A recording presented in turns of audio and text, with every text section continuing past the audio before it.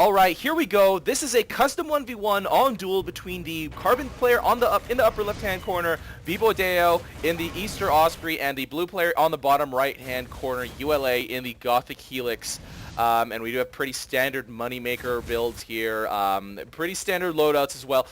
We do have artillery on BBoy's side.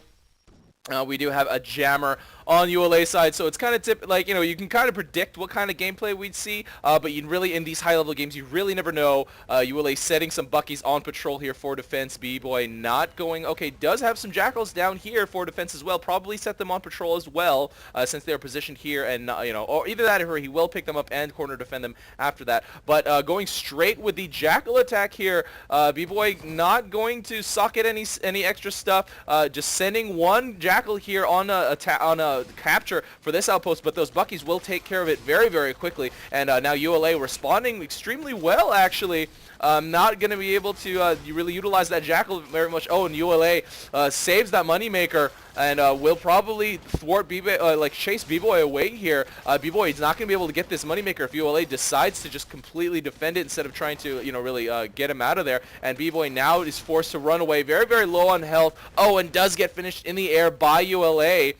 Before he can really get away that far. And now ULA setting up some bucky defense, setting up some seekers. So let's see if he isn't really going to push for mid right now. I would assume with some buckies he might put them slightly out of range of those, Longhorn at mid. And we do see ULA starting to do a little bit of harass. Finds a stray moneymaker, not on its socket for heal. Not able to kill it in time though. BBoy does swoop it up and ULA does retreat here.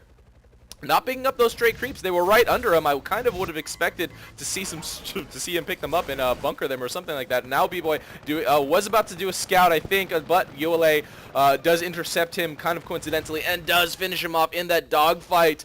ULA winning a lot of, not a lot, but those. That first one wasn't really a dogfight, but definitely winning that second one there.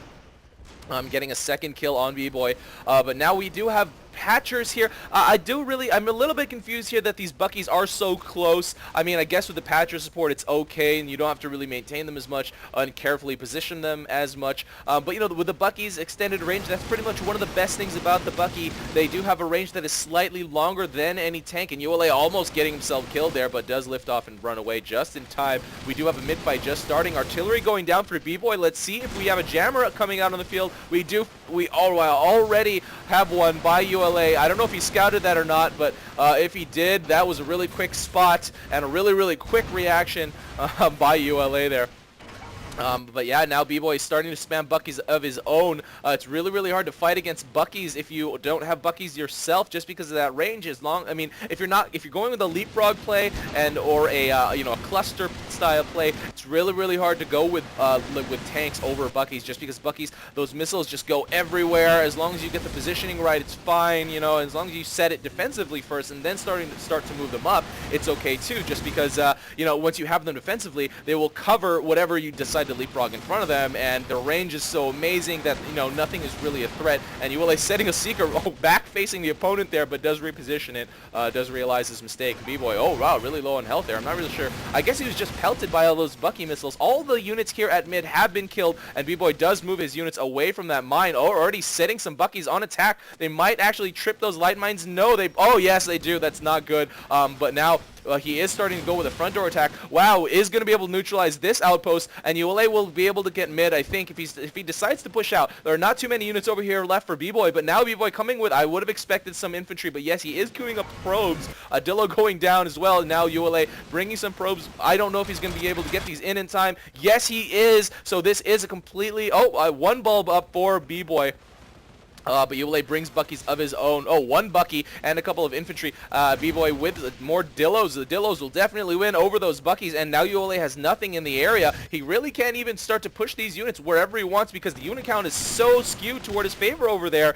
He might even be able to, if he sets them on T, he can send them down here. He can even send them on attack and just completely screw over BBoy. There is pretty much no defense over here except for that one patrolling seeker, which isn't really going to do anything against a ground attacking force. But BBoy has been able to secure this close. Look at all the Buckies and Dillos that he has positioned around, and now ULA starting to go out with those Buckies. BBoy does scout this. Oh, not necessarily scout it, but just drop Buckies of his own, so ULA will start to pull some back just so he doesn't lose this forward, because this forward is pretty much all he has left, and BBoy already with some Buckies at the front door. ULA will have to deal with both of these attacks at the same time, which is, I mean, multi-prong attack, especially in 1v1, is where you really need to be. If you can pull off those multi-pronged attacks, you hear it all the time, not just from me, but from anyone who streams. You know, it's just really, really valuable, just because, I mean, especially if you can do it first and if you can pick your points properly. If you attack really heavily defended areas, obviously you're going to kind of screw yourself. But now BBoy, you know, choosing very, very carefully, kind of lucked out that ULA decided to push out right when he decided to drop. But you know what? ULA just didn't really commit, and has a buttload of units sitting right here doing absolutely nothing. Really needs to do something with them instead of just trying to build more and, you know, trying to take back whatever he can with stuff just from his build queue. He has plenty of units out on the field. It is in BBoy's favor right now in terms of upkeep, 77 to 62.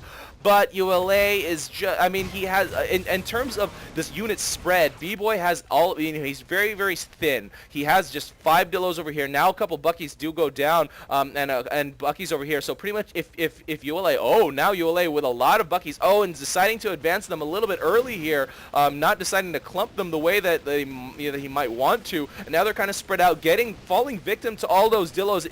He might have been better off just letting the Buckies wander in. Maybe 1 or 2 of the lead ones would have died, but now pretty much all of his Buckies are dead for the I mean, and what has he gained? I don't see any orange debris anywhere over here. I really doubt that there was any in the first place, and now bringing some creeps. Gonna be able to finally take mid. Let's see if he can actually defend it and keep it away from BBoy's control. There's only 1 Dillo here to neutralize some stuff, so he will start to leapfrog some stuff out, but BBoy pushing out already. A very, very small defense here by ULA at the front door. ULA only has 1 Bucky in his build queue. If he spams rockets, he might be able to hold this off, but it's really, really close right now. BBoy has so many units. He's going all in from that close.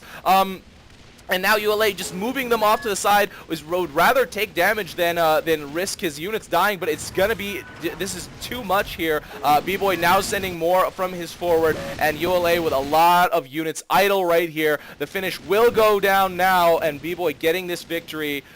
ULA does go down. BBoy getting this victory. Custom 1v1 on Duel over ULA. ULA just really, really needed to do something with those idle units sitting there. It kept trying to do something by just building units, and unfortunately that was barely enough to hold off BBoy with a drop. He pushed that close, which could have worked should he, if he didn't spread his units out the way that he did. I mean, I honestly, if he did a quick scout, honestly, those Buckies would have definitely, not definitely, but most likely lost to those Dillos that were sitting at BBoy's that close that BBoy was able to take. Anyways, guys, if you have any place to send me in ruizdirect@gmail.com or message me on Steam at ruy. Check out my video description. I change up my links intermittently here and there. I will start advertising Steve's stream, though. So Steve has a Monday, Wednesday, Friday stream, and you guys really, really need to check that out. It's consistent. It happens every week unless, lightning strikes his house or something like that, which has virtually happened before. However, Steve does put on an entertaining show, and he does it for you guys, the community, so be sure to check my video description to check that link. It will contain a link to Steve's stream description, on the Carbon Forums OP. If you guys aren't on the Carbon Forums, then you really should. I'm going on and on, so I will just end it here. This is RUI, and that is game. See you next time.